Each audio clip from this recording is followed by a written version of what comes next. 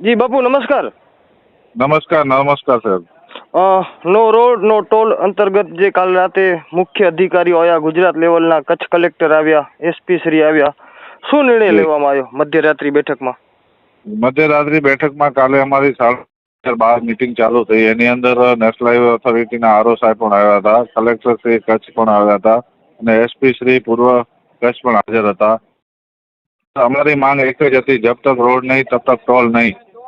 અમારી માંગણી ઉપર એ લોકોએ 2 દિવસ 4 દિવસ 5 દિવસનું આશ્વાસન આપ્યું, પણ અમે એમનું કોઈ પણ આશ્વાસન લોલીપોપ સમજીને સ્વીકાર્યું નહીં અને અમે એક જ વસ્તુ કીધું કે જબ તક રોડ નહીં તબ તક ટોલ નહીં. એટલે નેશનલ હાઈવે ઓથોરિટી કીધું કે કાલ સવારે 8 વાગે અમે અમારા ઉપર દિલ્હીમાં જે અધિકારીઓ બેઠા છે એમની સાથે ચર્ચા કરી અને આવતીકાલે એટલે આજે જી પાછી 11 વાગે અમારી કલેક્ટર સાહેબની અધ્યક્ષતામાં મીટિંગ છે, ત્યારે આગળ નિર્ણય આવશે કે શું કરવું આગળ.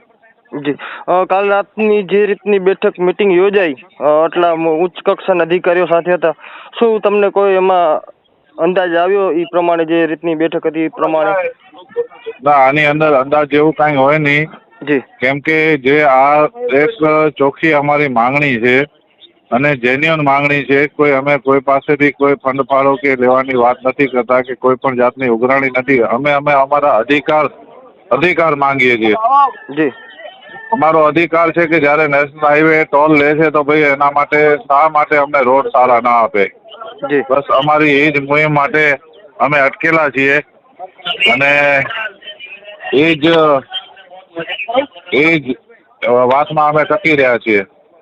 બાપુ, કોઈ નવા મુદ્દા સામે આવ્યા કલેક્ટર શ્રી દ્વારા? હમણાં આટલા બધા અકસ્માતો થયા, તો કોઈ ઠપકો આપવામાં આવ્યો હોય નેશનલ હાઈવે અધિકારીઓને, કેવા કોઈ મુદ્દા સામે આવ્યા હોય તો?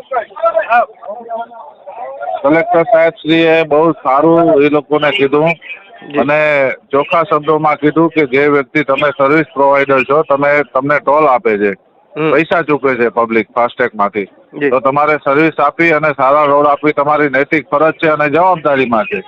જી જી. તો હાલનો ઝુકાવ બાપુ કઈ રીતે લાગી રહ્યો છે? આવનાર સમયમાં કેટલા ટાઈમ માટે હજી આ તમારું જે જ્યાં સુધી અમારી જે માંગ છે, રોડ નહીં તો ટોલ નહીં, નો રોડ નો ટોલ નહીં, એ સંપૂર્ણ અમને સેટિસ્ફાઈડ નહીં થાય ત્યાં સુધી અમે એનો ચાલુ રાખવું. જી, અત્યારે કેવો ઉત્સાહ છે ડ્રાઈવરોમાં અને ટ્રાન્સપોર્ટરોમાં? અને અત્યારે પાછા ગાંધીધામ થી બધા લગભગ 1000 માણસ પાછા અહીંયા ભેગા થઈ ગયા છે અને બીજા આવવાના ચાલુ છે બધા અત્યારે. જી, આખી મુહિમ ને આખા ગુજરાત વાળા જોઈ રહ્યા છે બાપુ, ખાસ કરીને. અને લોકો હમણાં બધા આમ વાતું ચારે બાજુ એવો ફેલાવો હતો કે બધી અત્યારે જે મુહિમ ચાલુ થઈ રહી છે એની શરૂઆત કચ્છથી જ થઈ રહી છે, તો બધા અભિનંદન પાઠવી રહ્યા છે. કારણ કે ખાલી કચ્છ નહીં, ગુજરાતમાં લગભગ બધી જગ્યાએ આવી જ રોડોની પરિસ્થિતિ છે. તો બાપુ, આ વિષયને લઈને શું કહેશો ગુજરાતની જનતા માટે? જનતાને હું કહીશ કે આપણો અધિકાર છે આપણો હક માંગવાનો. એટલે આપની હકની લડત તમારી સાચી હોય તો એમ તમારે હક માંગવો જોઈએ અને એના માટે લડત કરવી જોઈએ. આ નિર્ભર તંત્ર અને જે નેશનલ હાઈવેના અધિકારીઓ છે એમને એમનું કામ કરવું જ જોઈએ અને આપણે આપણા હક માટે લડાઈ લડવી જ જોઈએ. જી બાપુ, અત્યારે દિલ્હીમાં ચર્ચા કરશે તમારા જે પણ કોઈ નેશનલ હાઈવેના અધિકારીઓ આવ્યા હતા તમારાથી મીટિંગ કરવા, તો આમાં બાપુ કઈ રીતની દિલ્હી ચર્ચા કરવાના છે?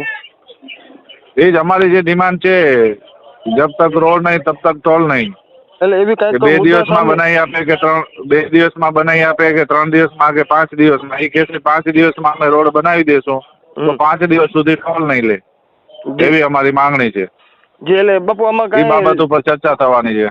લેખિત બધું આપવાના છે કે તમે કોઈને વચમાં બાંહેધરી તરીકે રાખવાના છો કે આમાં પછી નિર્ણય કઈ રીતે આવશે? ના, હજી કોઈ લેખિતની અમે કોઈ માંગણી કરી નથી. જી, એ જ્યારે વિન વિન સિચ્યુએશન અને બાકી તો કલેક્ટર સાહેબની અધ્યક્ષતામાં હોય એટલે એ લેખિત જ ગણાય. જી ધન્યવાદ. જી, આભાર બાપુ.